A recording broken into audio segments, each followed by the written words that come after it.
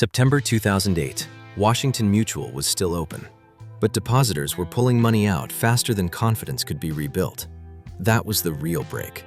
WaMu had bad mortgage exposure, but bad loans do not kill a big bank in a day. A run does.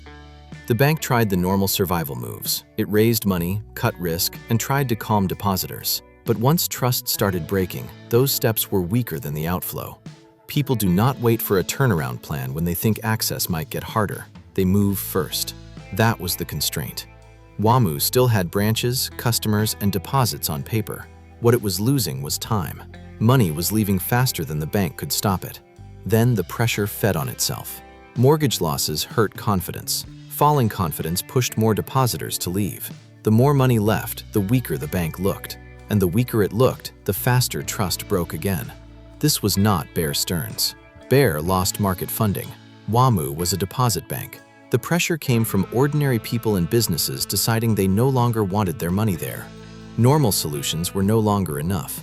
Management could look for support. It could try to raise more capital, but a bank run moves faster than reassurance. That was the switch. Regulators stopped waiting for confidence to come back and seized the bank. The goal was no longer to save old WaMu. It was to keep access working. The FDIC took control, and JP Morgan got the banking operations through the deal.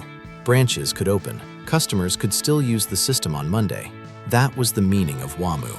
A big bank can stay alive with bad assets for a while. It cannot stay alive once depositors stop trusting it fast enough.